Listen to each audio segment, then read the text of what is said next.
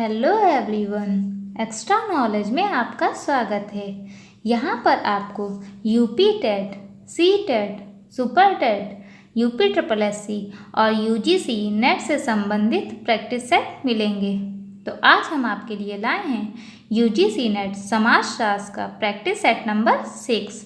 तो आइए शुरू करते हैं। क्वेश्चन नंबर 1,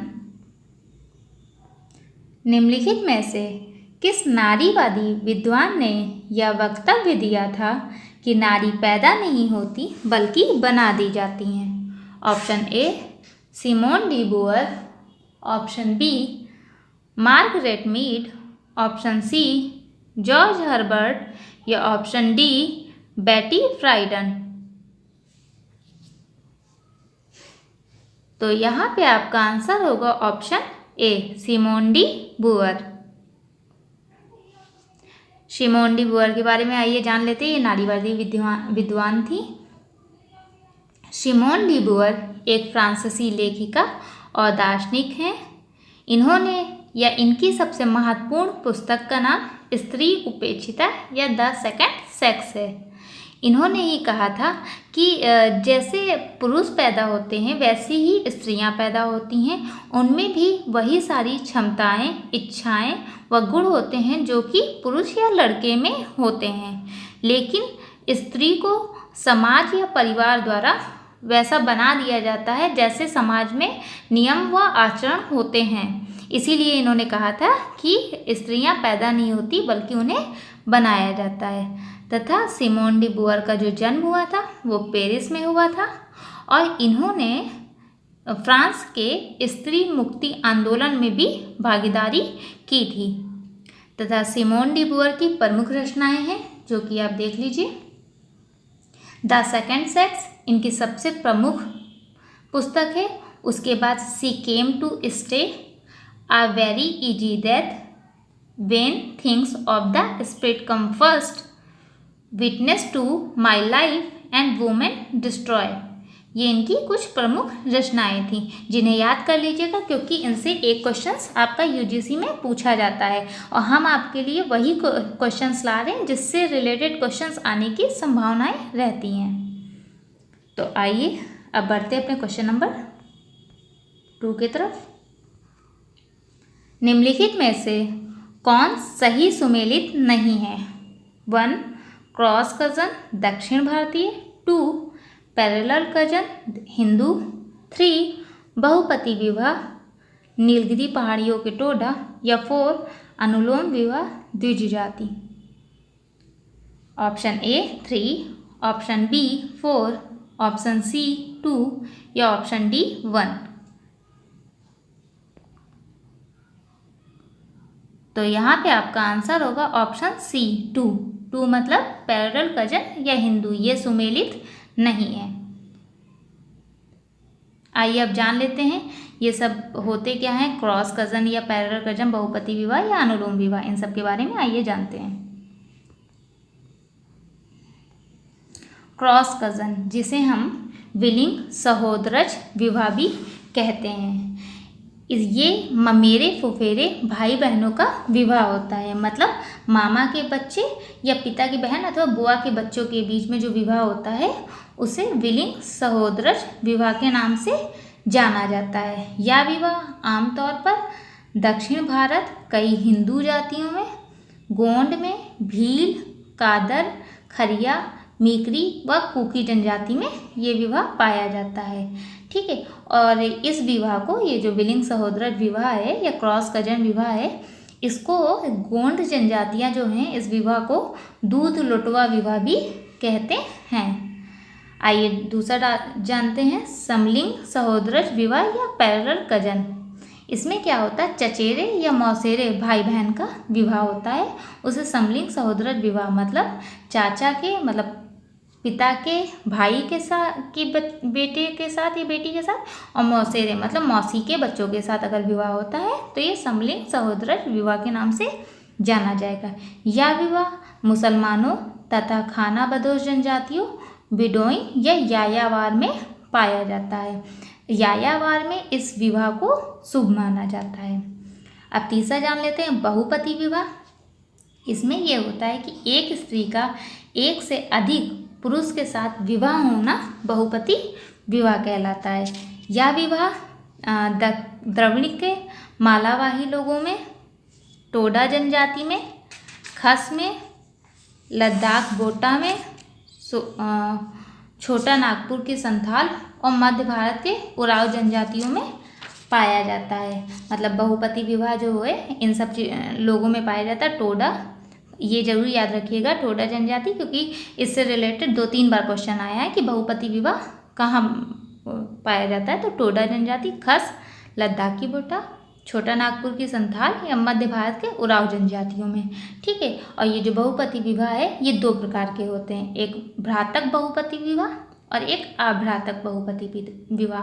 भ्रातक का मतलब एक भाई विवाह करके लाता है एक स्त्री को और स्वयं ही उसके जितने भाई होते हैं उन सबका उस स्त्री पे अधिकार हो जाता है। वहीं अभ्रातक जो होता है इसमें लोग परस्पर भाई नहीं होते हैं, लेकिन अगर किसी समूह में कोई एक व्यक्ति विवाह करके लाया है तो उस समूह में जितने भी हैं पुरुष उन सबका उस स्त्री पे अधिकार हो जाता है।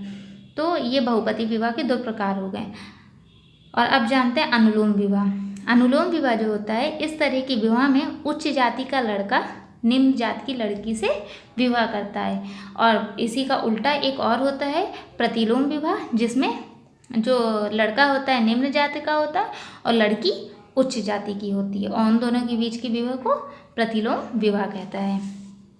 आई होप आपको समझ में आया होगा। अब बढ़ते हैं अपने क्वेश्चन नंबर 3 के बारे में। निम्नलिखित किताबों में से किसमें मैक्स वेबर ने सामाजिक क्रिया को अवधारणा का विवरण किया है? Option A, Protestant ethic and the spirit of capitalism. Option B, methodology of social sciences. Option C, religion of India. या option D, theory of social and economic organisation.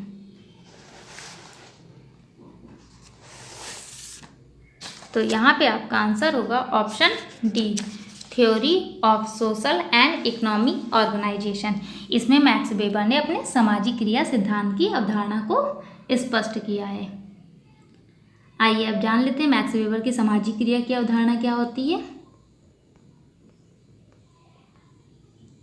Max Weber ने अपनी पुस्तक theory of social and economy organization में सामाजिक क्रिया की अवधारणा दी है। इनके अनुसार किसी भी क्रिया को तभी सामाजिक क्रिया कहा जा सकता है जब उस क्रिया के कर्ता या कर्ताओं द्वारा लगाए गए व्यक्तिपरक अर्थ के अनुसार इस क्रिया में दूसरे व्यक्ति की मनोवृत्तियों और क्रियाओं का भी समावेशन हो, तभी उस क्रिया को वो सामाजिक क्रिया कहते हैं। अतः इन्होंने सामाजिक क्रिया की कसौटियाँ कुछ बताई हैं, जिसमें से पहली कसौटी इन्होंने बताया सामाजिक क्रिया दूसरे व्यक्तियों के भूतकाल, वर्तमान या भावी व्यवहार द्वारा प्रभावित हो। या इसको समझ सकते हैं जैसे किसी क्लास में कोई प्रोफेसर लेक्चर ले रहे हैं, ठीक है। लेक्चर लेने के बाद अगर कोई भी स्टूडेंट दूसरे स्टूडेंट से उनके नोट्स या उन्हीं प्रोफेसर से नोट्स लेता है तो ये जो क्रिया होगी, ये क्रिया के बाद प्रतिक्रिया स्टूडेंट की है, तो क्रिया और प्रतिक्रिया अगर होगी तो इसे हम सामाजिक क्रिया कहेंगे। तो इसीलिए इन्होंने ये बात कही कि भूतकाल, वर्तमान या भावी व्यवहार से प्रभावित हो। दूसरा इन्होंने कहा मानव प्राणियों का प्रत्येक प्रकार का संपर्क भी सामाजिक क्रिया नहीं कहा जा सकता। मतलब कि जरूरी नहीं कि दोनों कि आप किसी से मिले वो किसी से मिला और आपका ये सामाजिक क्रिया होगी। सामाजिक क्रिया मतलब जैसे कोई साइकिल वाला जा रहा है, आपस में टकरा गया तो ये और टकरा करके दोनों लोगों ने अपनी साइकिल उठाई और चल दिया, तो ये सामाजिक क्रिया नहीं होगी। लेकिन अगर आपस में टकराए हैं और फिर दोनों में हाथापाई हो जाती है, मतलब क्रिया और प्रतिक्रिया हो गई, तो ये सामाजिक क्रिया कही जाएगी। उसी प्रकार इन्होंने तीसरा बोला है सामाजिक क्रिया ना तो अनेक व्यक्तियों द्वारा की जाने वाली एक सी क्रिया को कहते हैं और ना ही उस क्रिया को कहते हैं जो केवल दूसरे व्यक्तियों द्वारा प्रभावित होती है। मतलब इसमें इसको उदाहरण से समझ लीजिए कि जैसे बारिश हुई और सब लोग जा रहे हैं रास्ते में और अचानक सब लोगों ने अपना छाता खोल लिया, तो ये जो होगी सभी लोगों ने अपना छाता तो खोल लिया लेकिन वो किसी से बात तो नहीं कर रहे, उन्होंने किसी और चीज़ को देख करके अपनी प्रतिक्रिया किया, तो ये सामाजिक क्रिया नहीं कही जाएगी, ये उन्होंने कही है। मतलब सामाजिक क्रिया को ये 3 कसौटियाँ उन्होंने बताया है। आई होप आपको समझ में आया होगा सामाजिक क्रिया। अब बढ़ते अपने क्वेश्चन नंबर 4 की तरफ। निम्नलिखित में से कौन सुमेलित नहीं है? ऑप्शन ए टी पार्सन आदर्शात्मक चल, option B R K Merton middle range theory, option C Radha Kamal Mukherjee नरजातीय, या option D MacIver M Page हंसिए के समुदाय।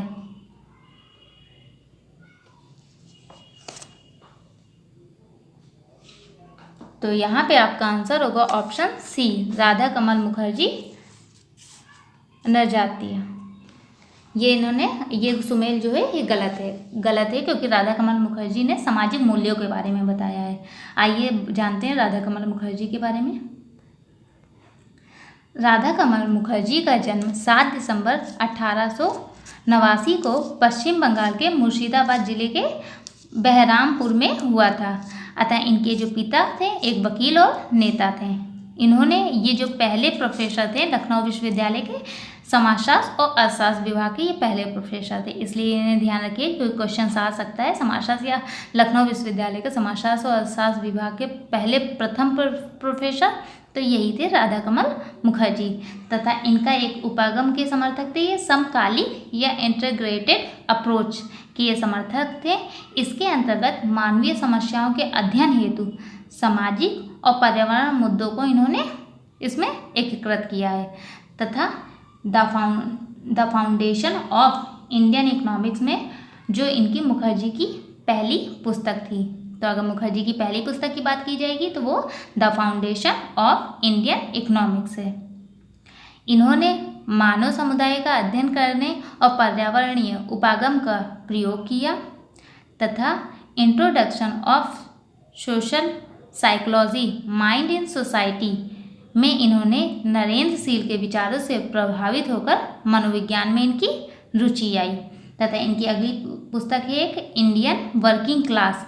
इसके अंतर्गत इन्होंने कलकत्ता की गंदी बस्तियों का अध्ययन किया और वहाँ के कामगारों की समस्याओं का भी स्पष्ट आकलन किया है, या स्पष्ट रूप से विस्तृत उस पुस्तक में इन्होंने लिखा है। मुखर्जी के अनुसार उस असंख्य गंदी बस्तियों में मनुष्यता का निसंदेह ही निर्दयता के साथ गला घोटा जाता है, नारी तत्व का अपमान होता है और शिशुता को शुरू से ही जहर पिला दिया जाता है। ये इन्होंने अपनी पुस्तक इंडियन वर्किंग क्लास के अंतर्गत लिखा था, जो कि कलकत्ता की गंदी बस्तियों के बारे में ये लिखा था। तथा इनकी अगली पुस्तक एक है the social structure of value. इसके अंतर्गत इन्होंने अपने सामाजिक मूल्यों को दिया था, जिसके लिए ये जाने जाते हैं या इतने विख्यात हुए थे। ठीक है, इनके अनुसार मूल्य समाज में मान्यता प्राप्त वे इच्छाएँ व लक्ष्य हैं जिनका आंतरिकरण, अनुकरण, सीखने या समाजीकरण की प्रक्रिया के द्वारा होता है। अतः इन्होंने मूल्य 2 प्रकार के बताए, एक साध्य मूल्य और एक साधन मूल्य। जो साध्य मूल्य होता है वो इन्होंने आंतरिक एवं अभौतिक जीवन एवं मस्तिष्क के विकास के लिए बताया। वहीं जो साधन मूल्य इन्होंने बताया वो भौतिक अथवा अस्तित्व साध्य मूल्यों को प्राप्त करने में सहायक होते हैं। अतः इन्होंने साध्य मूल्य को 3 भागों में डिवाइड किया, एक जैविक मूल्य, एक सामाजिक मूल्य और एक आध्यात्मिक मूल्य। तो ये जो हमने आपको दिया है the social structure of value, ये भी इनकी पुस्तक थी। इंडियन वर्किंग क्लास, ये भी इनकी पुस्तक की। Introduction of social psychology mind in society, ये भी इनकी पुस्तक थी। और हमने इसमें आप क्या क्या इन्होंने वर्क किया है वो भी आगे ऐड करते गए, जिससे कि पुस्तक और किस विषय पे है वो भी आपको याद हो जाए। The foundation of Indian economy भी इनकी पुस्तक थी, जो कि इनकी पहली पुस्तक थी। ठीक है, और अगर पूछा जाएगा समकलित उपागम के बारे में, ये किसने दिया है या ये अप्रोच किसका है, तो ये राधा कमल मुखर्जी का है। आई होप एक क्वेश्चन से आपको कई सारे क्वेश्चंस मिल रहे होंगे, उनके आंसर्स भी मिल रहे होंगे। अब बढ़ते हैं अपने आगे क्वेश्चन की तरफ। Question number 5। अभिकथन ये है कि नरजातीयता के विकास में परंपरा का पुनर्निर्माण एक महत्वपूर्ण तत्व है। तर्क इन्होंने दिया कि परंपरा के पुनर्निर्माण का इस्तेमाल राष्ट्र निर्माण तथा आर्थिक विकास के औजार के रूप में किया जा सकता है। ऑप्शन ए सही है मगर आर गलत है। ऑप्शन बी ए और आर दोनों सही है और ए का आर सही स्पष्टीकरण नहीं है। ऑप्शन सी ए और आर दोनों सही है मगर ए का आर सही स्पष्टीकरण है। या ऑप्शन डी ए गलत है मगर आर सही है।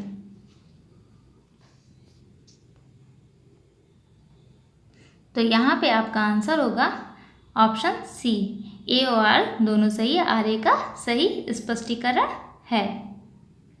आइए अब जान लेते हैं नरजातीय क्या होती है। नरजातीय शब्द ग्रीक शब्द एथनो से बना है जिसका अर्थ राष्ट्र होता है।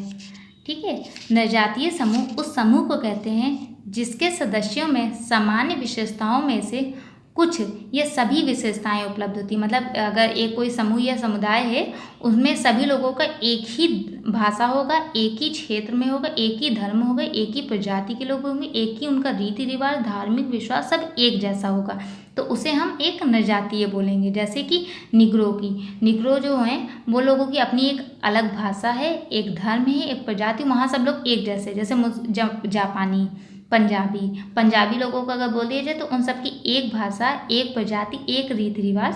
तो ये जो चीज़ें होते हैं ये सब आपका नरजातीय के अंतर्गत लिए जाते हैं। जबकि भारत जो है ये अत्यधिक नरजातीय विविधताओं वाला देश कहा जाता है। क्यों? क्योंकि यहाँ पे हर तरह के लोग रहते हैं। अब बढ़ते अपने क्वेश्चन नंबर 6 की तरफ। निम्नलिखित में से किस में बहुपति विवाह की प्रथा प्रचलित है? Option A Paliyan, option B Santhal, option C Toda या ऑप्शन डी जाट।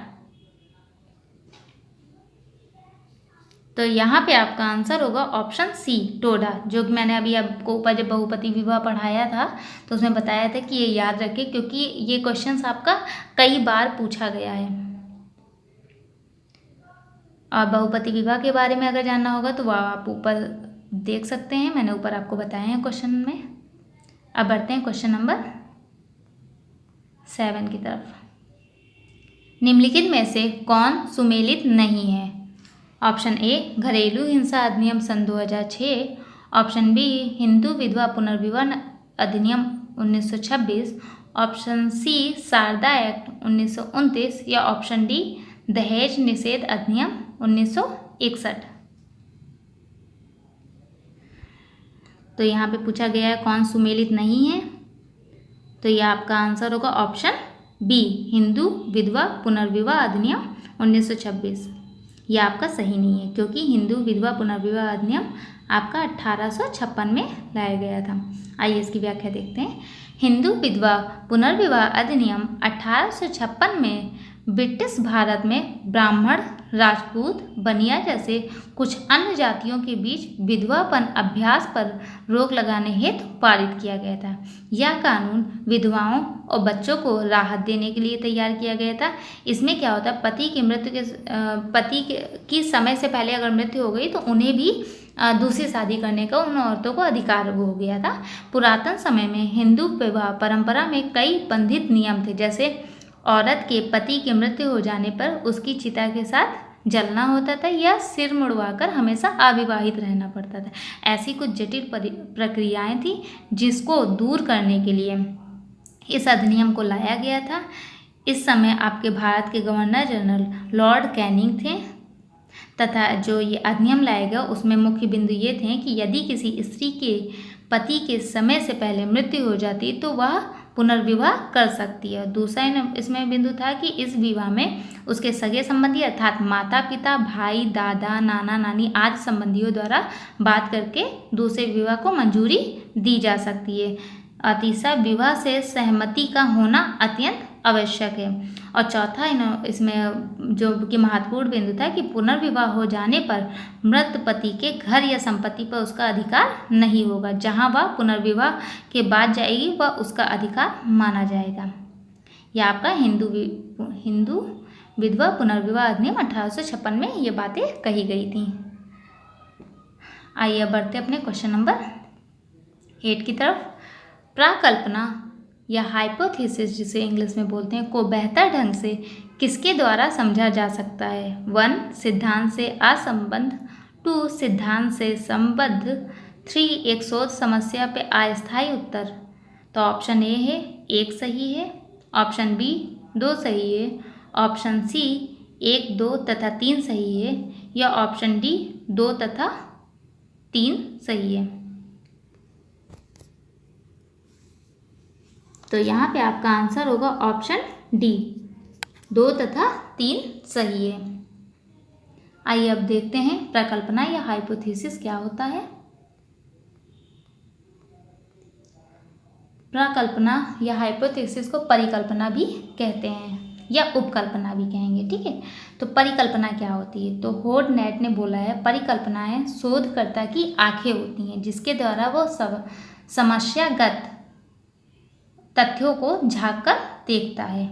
मतलब परिकल्पना शोधकर्ता द्वारा समस्या के समाधान के उत्तर के विषय में एक अनुमान या गैस होता है। मतलब कोई अगर समस्या आई और उससे पहले आपको कोई अनुभव है तो आप जान लोगे कि ये कौन सी समस्या पे कुछ अनुभव को लेकर के आप उस समस्या का हल करने के लिए चलोगे। इसी को परिकल्पना कहते हैं। जैसे परिकल्पना एक ऐसा पूर्व अनुमान या ऐसा अनुभव होता है जिसका निर्माण वस्तु स्थिति, घटनाओं एवं परिस्थितियों की व्याख्या करने हेतु अस्थायी रूप से किया जाता है, लेकिन बाद में जो हमने परिकल्पना बनाई है उसका परीक्षण के द्वारा उसको सत्यापित किया जाता है।